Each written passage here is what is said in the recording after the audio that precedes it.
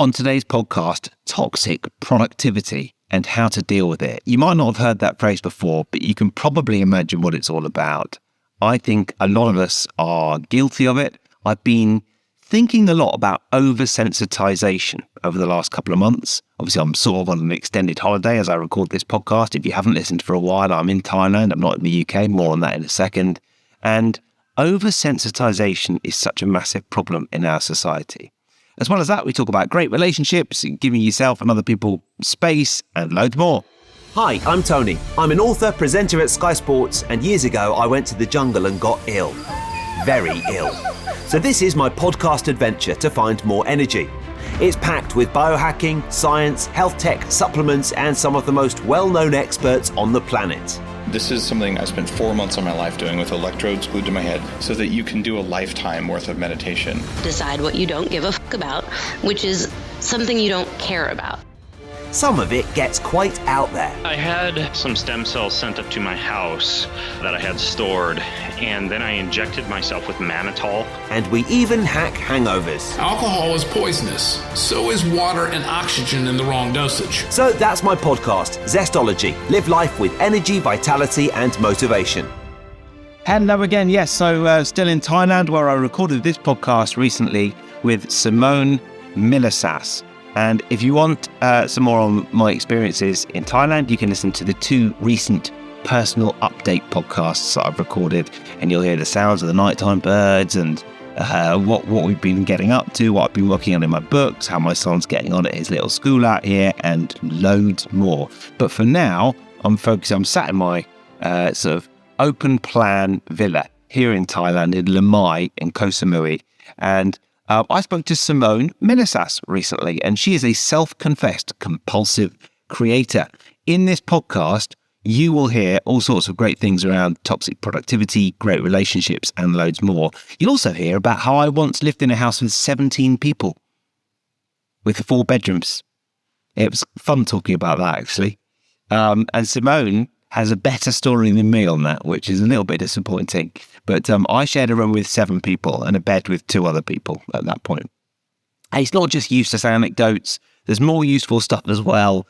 Simone is an author, the founder of The Joy of Business, and a serial entrepreneur. She is refreshingly honest and dynamic and a real go-getter. And here she is, Simone Milasas on Zestology. Hi Simone, how you doing? I am absolutely wonderful, Tony. How are you? Really good, thanks. Yeah, someone's decided to mow a lawn very loudly outside my window, so I hope you can't hear it, but apart from that... I actually can't hear it. Yeah. Good, that's perfect. So Simone, I've got so many things I want to ask you. I want to ask you about creationship and toxic productivity and so many other things. But firstly, give us a sense of your background and how you arrived at this point. Oh, gosh. Well, I'm going to say an avid love of discovering the world, for sure, and also finding out what works for me. Like from, I don't know, being a teenager and everybody was like, I'm going to do this, I'm going to do that. And I was always looking to be different, like not to be different based on proving anything, but I was like, I need to explore the world. I need to see the entirety of the world.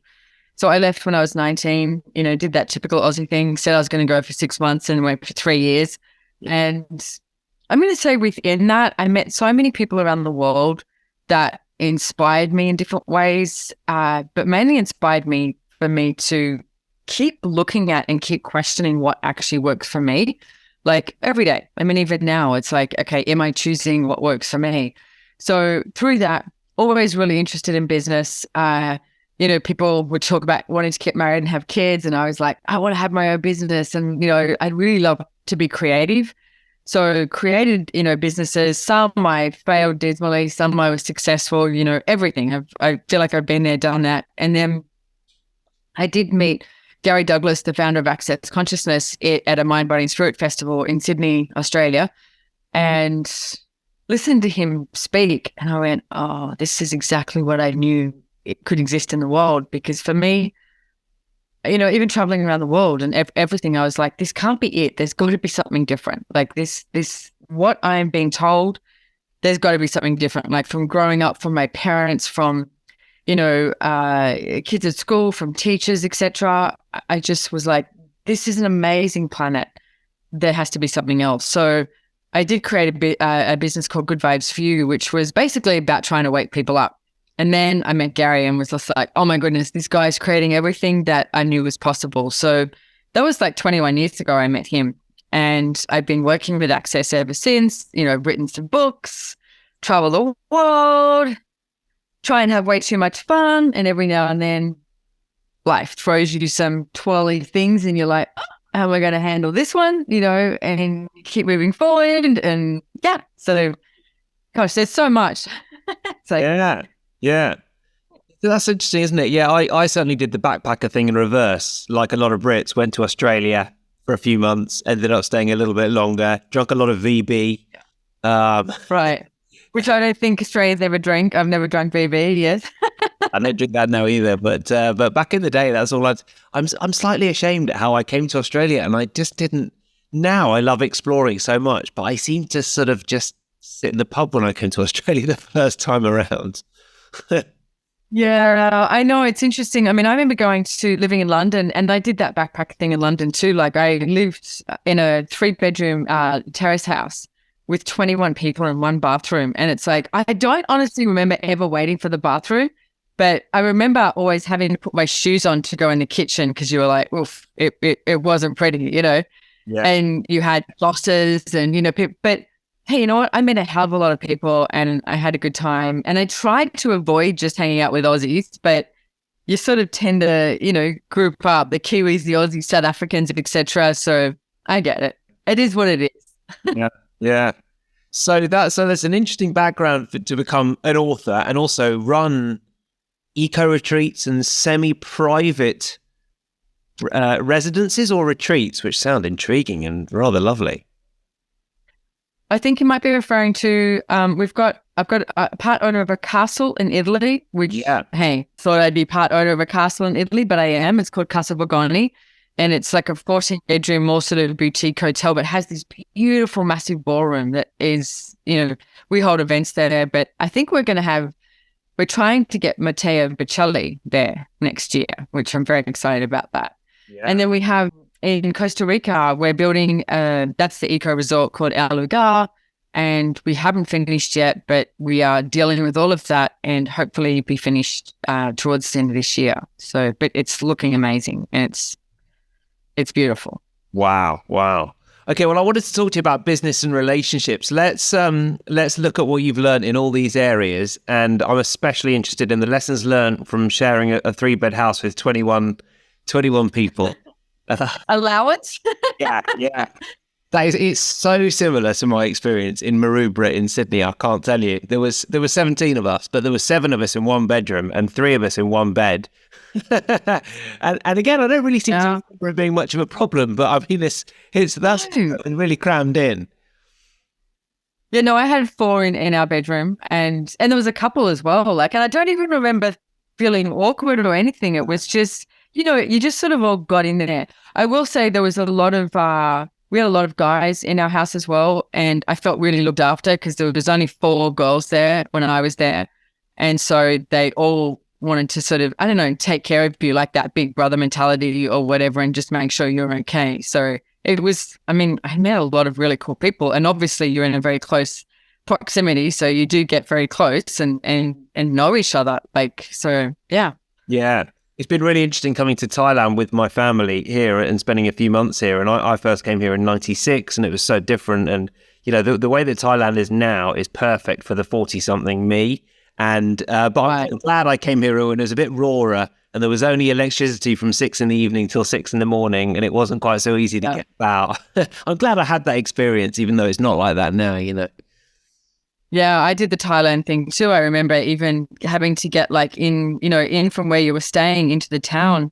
You'd have to hitch a ride on the back of a truck. Like it was, it wasn't as organized and everything. So yeah, I'm glad I was there too when I was there. Very raw, like you said. Good description. Definitely. Now it's not raw at all, but it's just lovely. Where are you in Thailand? We're in Koh Samui. Okay. Yeah. And I imagine that's very different. That's one of the places I originally went to was Koh Samui. Yeah. Yeah, it is. And we came here because there was a bit more infrastructure in terms of my son, who's almost 4. And so there's really nice schools here that he's going to a little international school, and just feels slightly more set up for parenting. But Yeah. great. Yeah. Yeah. And in terms of, it's funny because, this podcast is all about energy and vitality. It's not really a viable long-term solution to say to everybody, just go to Thailand for 3 months. You'll have loads more energy. But the fact is that's the thing. So, yeah. But I for me, it's like I get a lot of that out of nature as well. And I know even though Thailand's it's built up a lot more, it still has that energy that is such a contribution to with nature. Like I was just in South Africa in January for 3 weeks, and it was incredible. Like to be out in the bush, like we were out 8 hours a day, like 4 hours in the morning and evening, going on game drives and tracking animals. Like literally we were tracking animals, and doing all of that. And then you get these, emails in or whatever, and it's the business state, and you're just like, wow, why do we invent these friggin' problems? Because they don't need to exist. Like what if we were so much more aware of the earth and what it requires and how we can be with it? Like our ranger said something to me which really stuck with me. He said, so many people come out here and jump on these game drives and they just watch, they observe. And he said, they don't get it. We're a part of the ecosystem. How are we going to be with that? And we're part of the ecosystem. Like this is our planet. It's like, let's start receiving from it. And what can we gift? And that's in business and relationships and everything. It's like, if there's no problems and no trauma and drama, what would we choose? Yeah. Well, on that note, you are an author on relationships and relationships done different. And I often think that relationships is really interesting in terms of energy, because if your relationship is bad, my God, it's an energy sapper, isn't it? It is. And look, one of the things I'm so glad you didn't say relationship expert. Do you know how many people like read my bio or something and go relationship expert, and I go, what makes an expert? I had some really bad relationships, like trying some good stuff as well. And it's like, you sort of get there and go, oh, that didn't work very well. And I agree. It's like it is so much on the energy. And one of the things I would talk about is the 5 elements of intimacy. And the 5 elements of intimacy is that gratitude, the trust, the honor, the vulnerability, and the allowance. And I think when you have that with you, then you can have that with somebody else. And it's interesting because I just had a friend of mine staying here for a few days, and I was just having with some stuff, and he said to me, I got that you needed space and that you didn't want me around. And we spoke about it because it was like, it's not that. So he went and actually made us a cocktail, right? And I was like, well, smart. It's like, I just needed a moment just to go, okay, what's going on here? And look at it and allowing that space. You know how so many people in relationships will do that thing of going, what did I do wrong? It's my fault. It's like that. It's like, no, what if it's not personal? And what if you actually are an allowance of how people be, in every moment of the day. And it's like that honoring of that space and giving people space and being grateful for who they are, not expecting something different or, to me, that's a lot more enjoyable, and there's a lot more play involved with how you can choose to be with each other. Yeah. So space. Yeah. I mean, that's space in general is quite handy with relationships. I guess if you're surrounded by awesome kids, it's not quite so easy, is it? But well, I had a stepson for 8 years, and yeah, that was interesting because I never desired to have kids, but all of a sudden I was in a relationship and had a stepkid, 5-year-old, and I was like, oh, okay, not having a 5-year-old, having a 5-year-old, and I was like, okay, and it was great, and I had a really great relationship with him, but yeah, there's a lot of different aspects that come into that with with how to deal with the kids, etc., and how to deal with each other, and I always joke that a man cave is a real thing, like men do need that, and it's like, and women need that too, and we have it in a variety of ways. Like most of the men I know love to do something like play video games or go watch TV or go do something where they're just on their own and process in this way. And then so many women they want to talk about something, and it's like men don't generally want to sit down and process and talk about what's going on. They like this space. I mean, I know it's a generalization, and I know some women who are like that and some men who are not like that. But it's not personal. Like, what if you actually allowed the person in front of you to have the space that they require and not, try and step all over them? Relationship is a tricky game.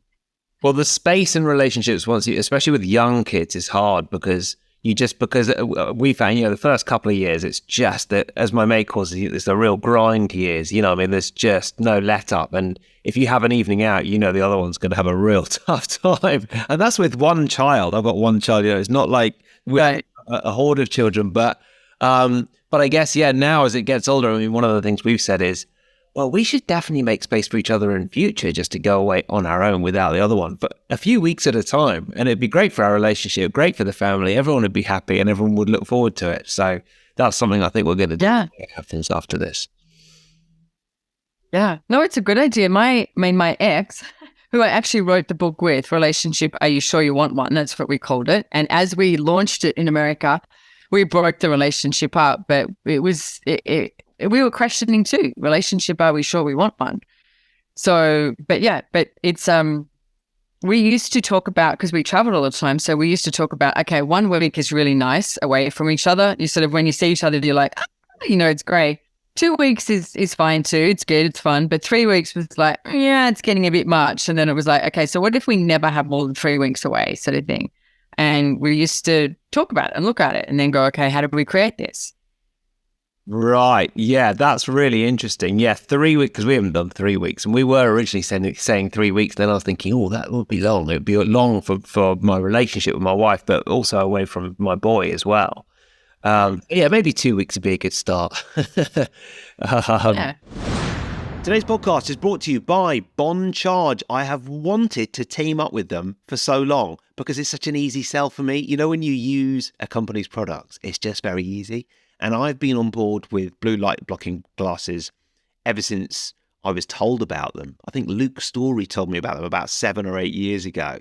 And Bond Charge make beautiful blue light blocking glasses for nighttime. If you go to bondcharge.com/Tony, then you can see their nighttime glasses, their daytime glasses, their computer glasses, their sunglasses, and then they've got a load of cool other stuff as well. Red light therapy, blue light blocking, lighting, blackout sleep masks, EMF and radiation blocking as well, all in the name of better sleep and better health.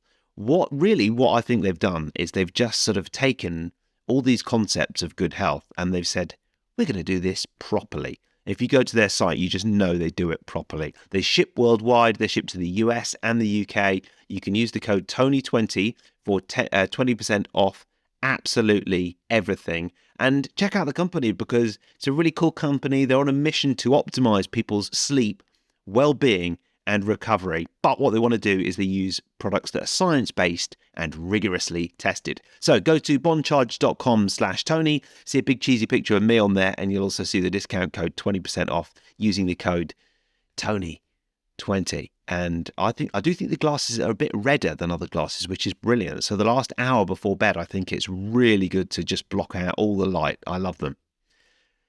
Tony20, bondcharge.com/Tony. Now back to the show. How interesting that you launched, I didn't know that. So you launched the book just as you were breaking up, but the book was sort of originally acknowledging that you weren't sure in the first place. Well, look, we had a really good relationship, like we did, and we didn't have to do the trauma and drama to break up or anything like that too. It wasn't just this, I see a lot of people break up and it ends up being so awful. Like a friend of mine at the moment is in court and I'm like, wow, it's really intense, and they were married for 10 years and Brendon and I broke up and we still had to do binding financial agreement with all that because we weren't married, but all that stuff that goes under it, still have to do it. But we did it with solicitors and we sorted it out and it was amicable and all of that. And we still really care about each other. We're friends. We talk to each other and the relationship we created was good until it sort of got, I'm going to say, sort of maintained. Like it wasn't that. Here's the thing that I always say. When I used to drive home and that there was years I know I'd drive in the driveway and his car would be there and I'd be like, yes, his car's there, and then you notice when you drive home and their car's there and you go, oh, damn, I didn't get that space. And you're like, okay, maybe maybe this is like not what it used to be, and maybe we should have a look at changing something before we end up hating each other. Yeah. So we did. And we launched the book in America, and we had all these TV shows and everything, and our PR agent nearly had a fit. And we're like, don't worry, we've got this, because it's a choice. And to me, relationships should be a choice, not a necessity. Like, you should be choosing it all the time. So, I mean, just because you have kids doesn't mean you have to stay in a relationship. Does it still work for you? And if not, what do you need to create? Like 2 weeks away. Okay, great. Does that work? Or what else is required?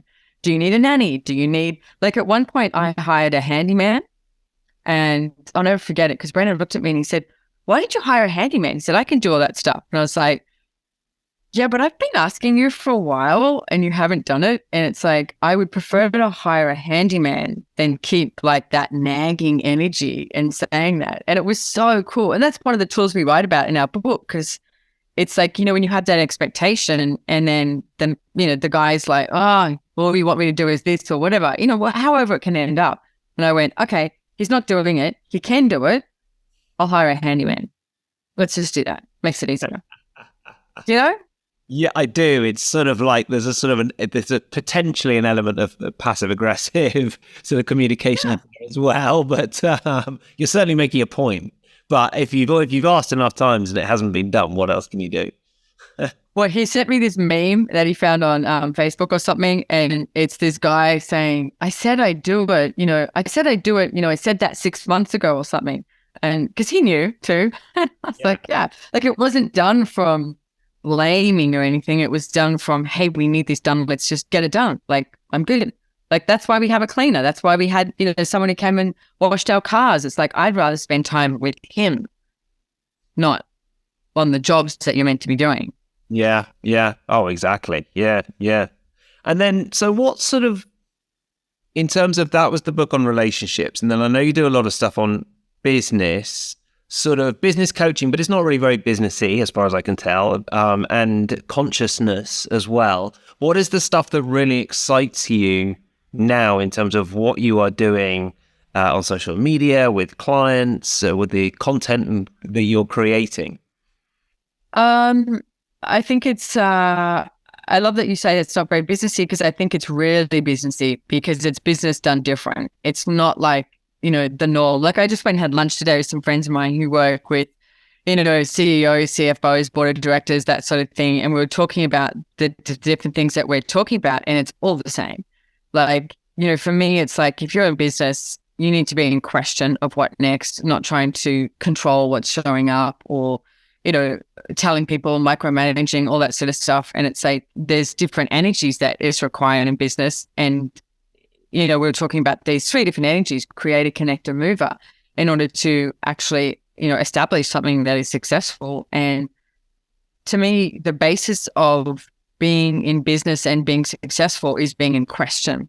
And it's like, what else is possible here? Like, what other, possibilities are available? What other revenue streams are available? What different way could I look at this? And I was even talking to someone today about the magic, because we needed money for this certain project. And I was like, okay, what if we stop looking at this how, that it goes from here, here, and here?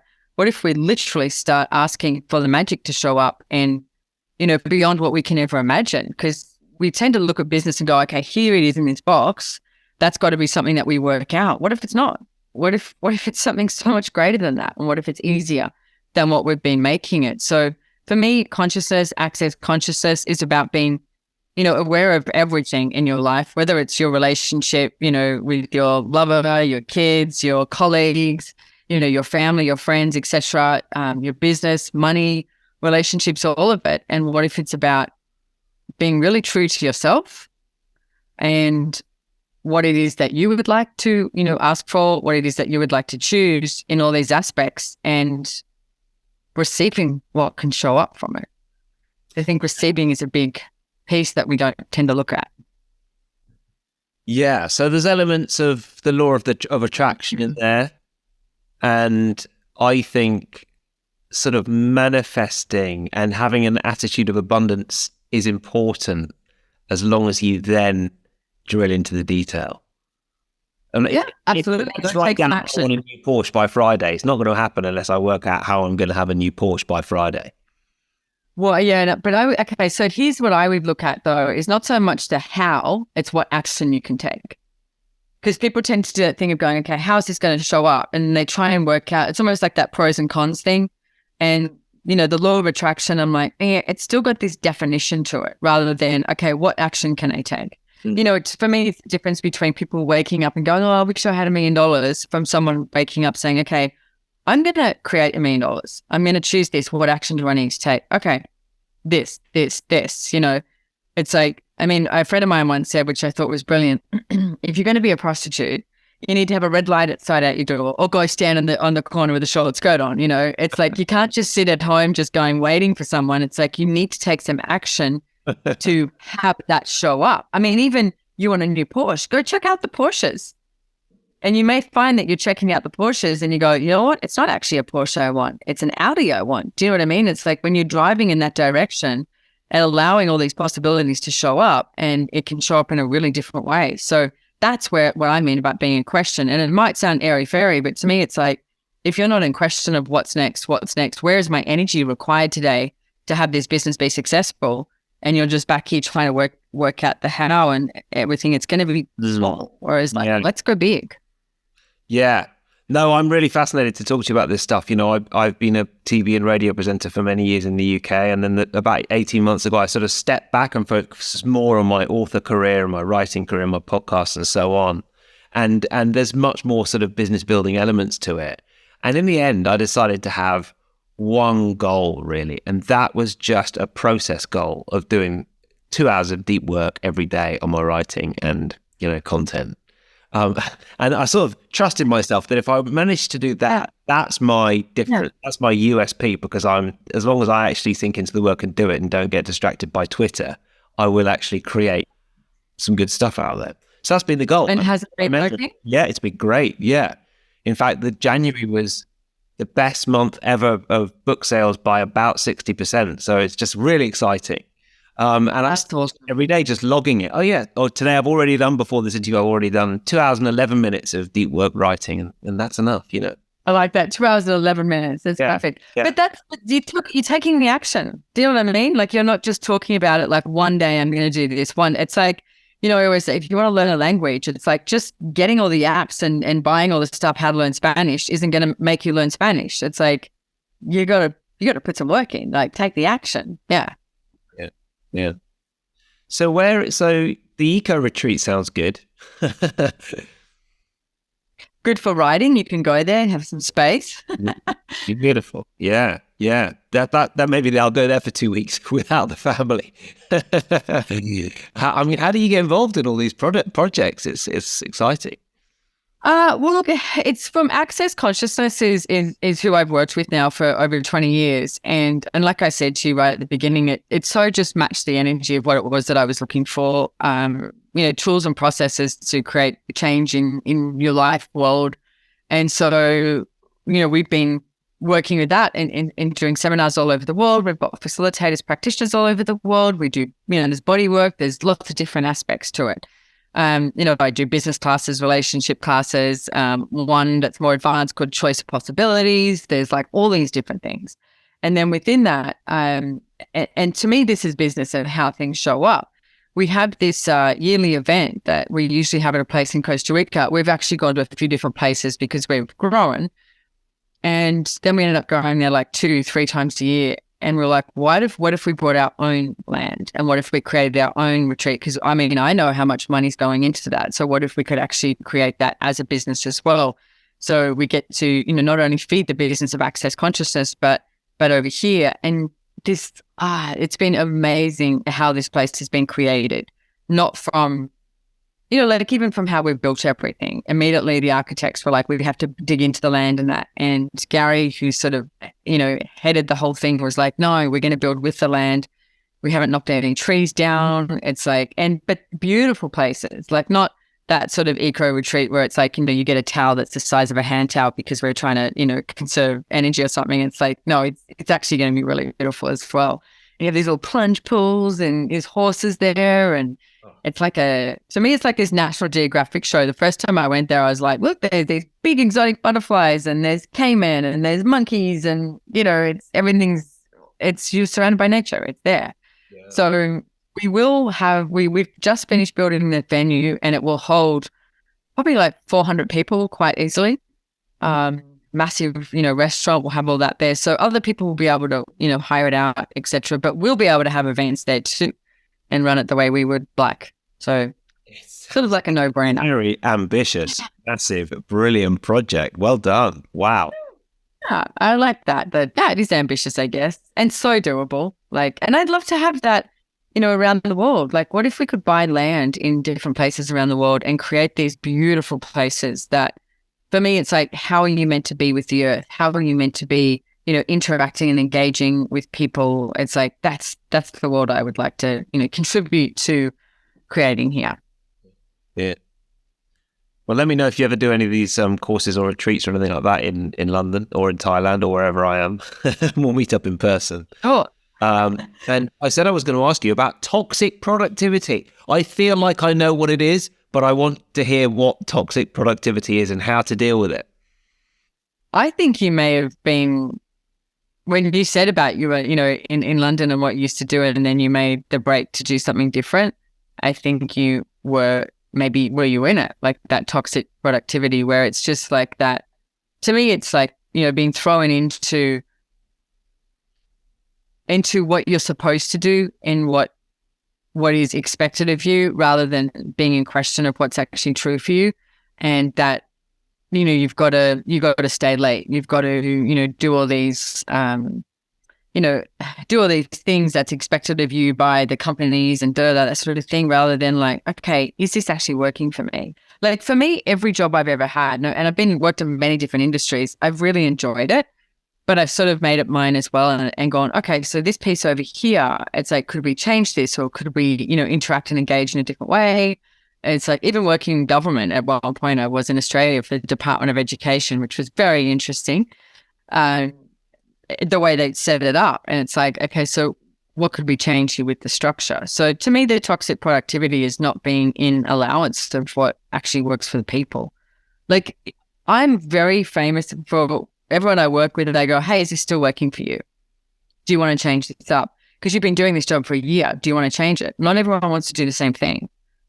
It's like, is there something, some other area within the company that you've noticed that you'd like to learn about? We've had a lot of interns to educate people. I think it's a great idea to go out there and educate people and then be that contribution that you can put people, let them loose in the world with more knowledge. So, yeah, I think toxic productivity is something that is, I personally think it's not as prevalent anymore. I think a lot of people in 2020 and 21 started to ask themselves if they were enjoying what they're doing already. I think they sort of started to question. I know so many people who just like flipped their script and just changed their life completely. It sounds like something like what you chose. I mean, you're living in Thailand and you're writing, with your family in Koh Samui rather than being a TV presenter. It's like, you flipped it. Yeah. I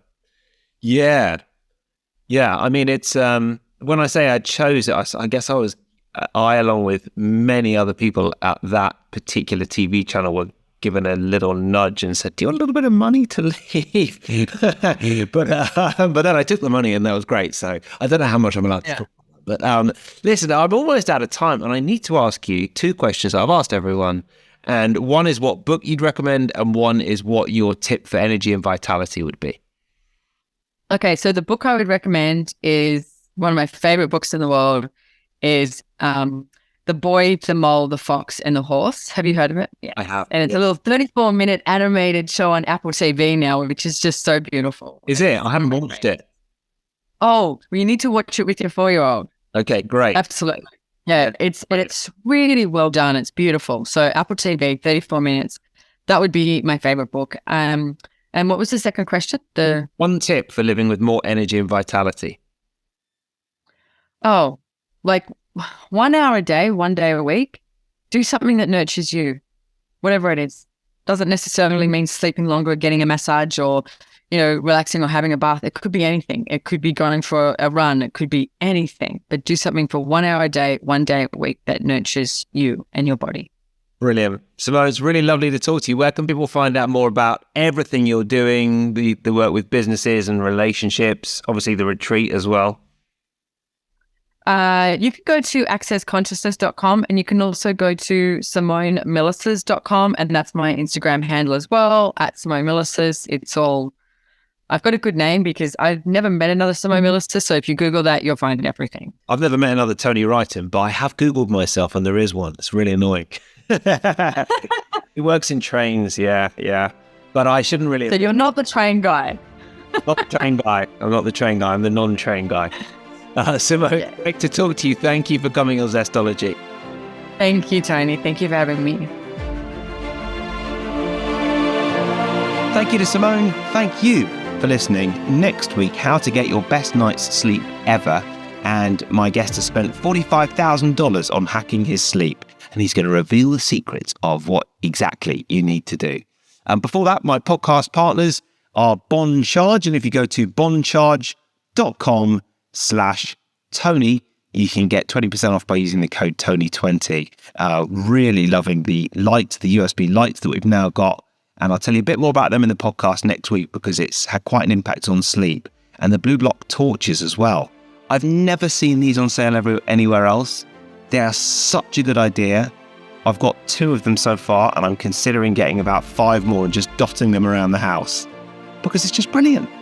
You know, late at night, you want to be blocking your blue light, but it's hard to do. And you can do it very effectively with these torches.